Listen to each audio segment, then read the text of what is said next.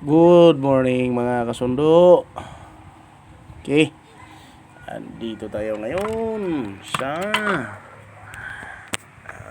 Rural Health Center, no? Municipality of Naik. Okay? Animal Bite Center. Animal Bite Treatment Center, no? Katatapos lang. So, uwi na tayo. Abanti tayo. Dito tayo sa shortcut. Highway kasi ito eh. Maganda to kasi highway. Hindi lubak-lubak doon sa bila, lubak-lubak, traffic pa. Kasi yun malapit, no?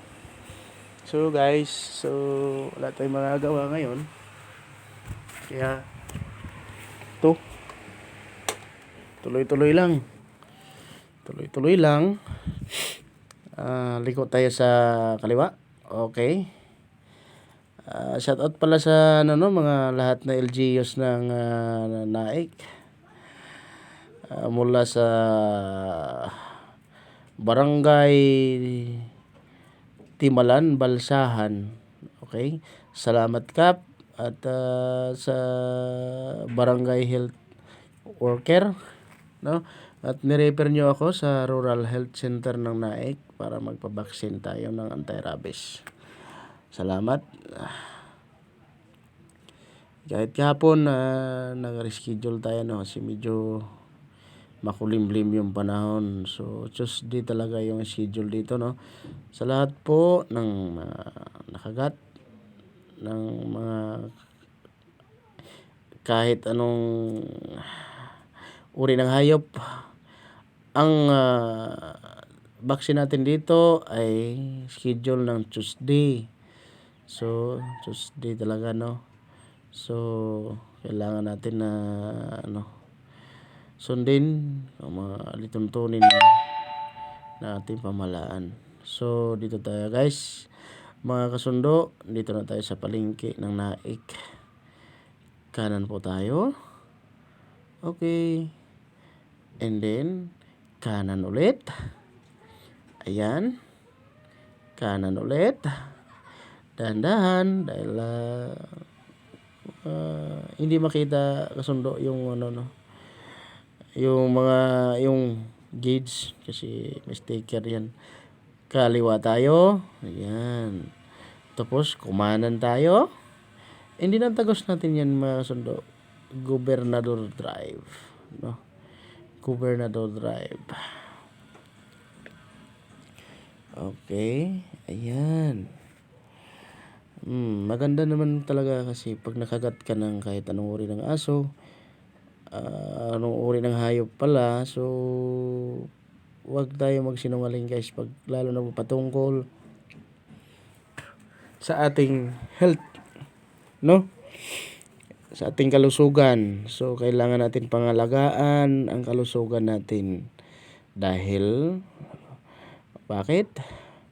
Mayroon tayong pamilya naghihintay sa atin, no. Shout out sa mga followers Luzon, Visayas at Mindanao. May kamay na humarang. So okay lang. Medyo masama yung panahon, masama rin yung pakiramdam.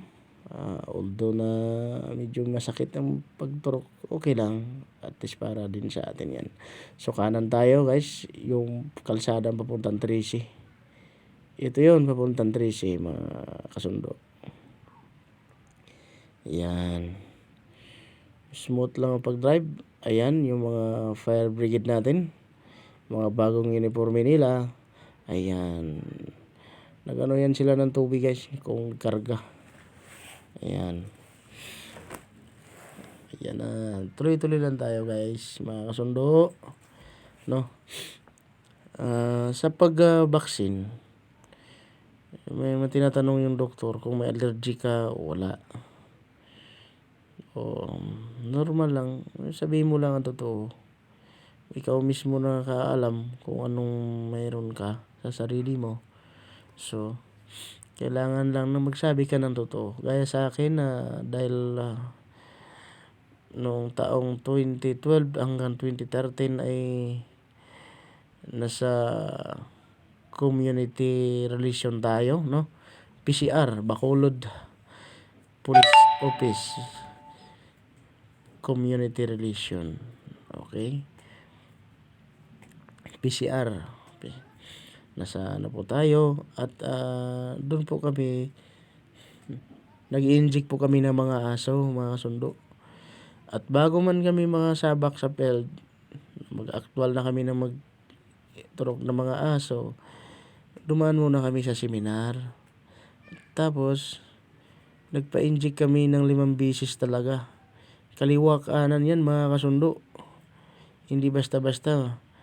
At anti-rabies po yun.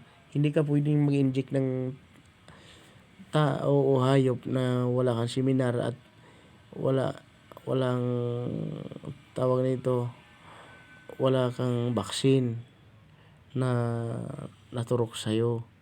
5 beses, 5 sesyon. So, kaliwa kanan, di 10 yun. 10. Siyempre, kaliwa kanan eh. Anti-rabies po yan. Makagat ka man, hindi ka basta-basta matablan dahil yun po ay proteksyon sa ating sarili, no?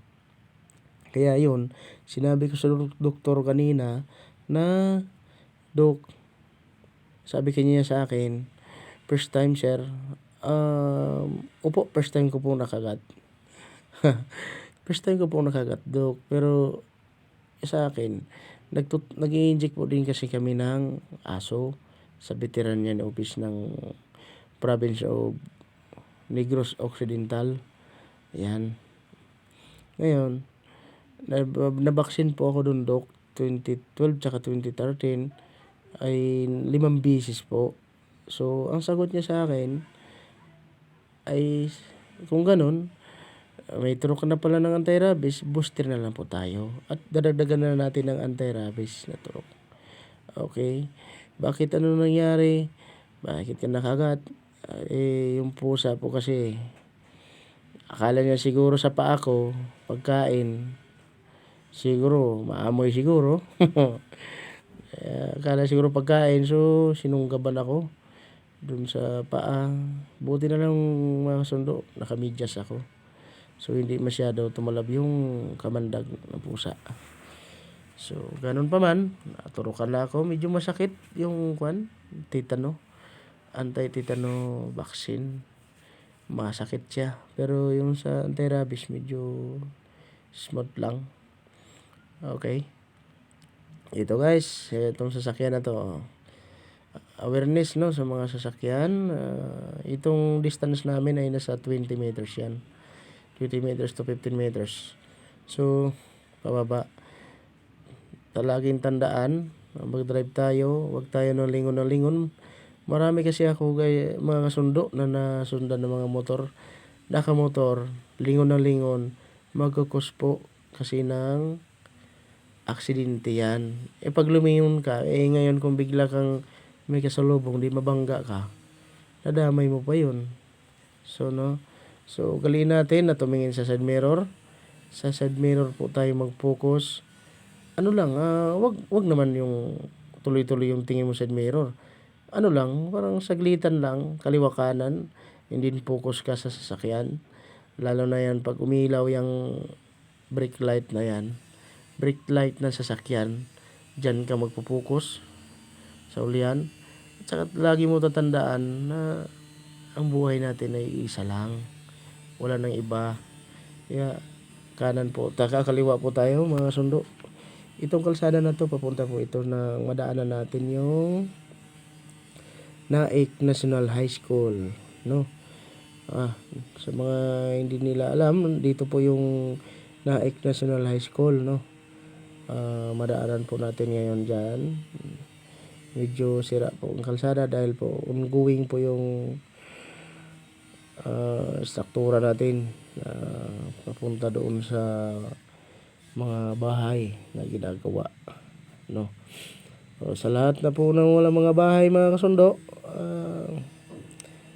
message lang po kayo sa akin, and then tulungan ko po kayo na magkaroon kayo ng sarili nyong bahay at mababayaran sa mura pong halaga. hindi naman kamahalan, no? Okay, nangarap na magkabahay, dito po tayo, itong kalsada na to. Yan. Okay, mga kasundo, pasensya na po sa video, no? Medyo umaalog-alog konti kasi one hands lang. No? Okay, lubak kasing kalsada. So, ayan. Ayan. Paakyat tayo, no, sa high school. Ayan. Naik National High School. So, dito po yung ayan, ito yung gate sa kanan. Ayan. Papunta po yan doon yun, no? Nadaanan natin. Ayan, yung gate na yun.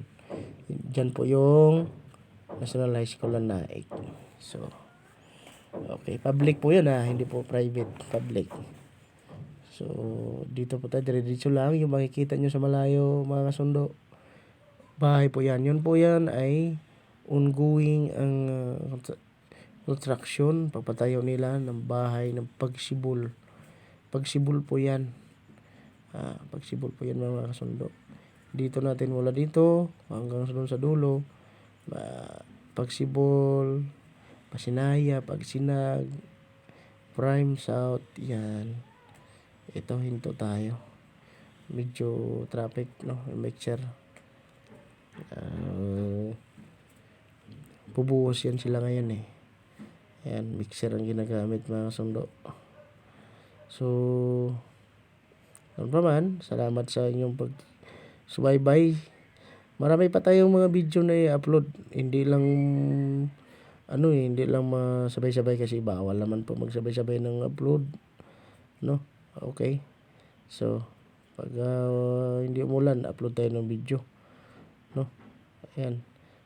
Iikot to kayo, mga kasundo, sa probinsya ng Cavite. Okay? Salamat sa panonood.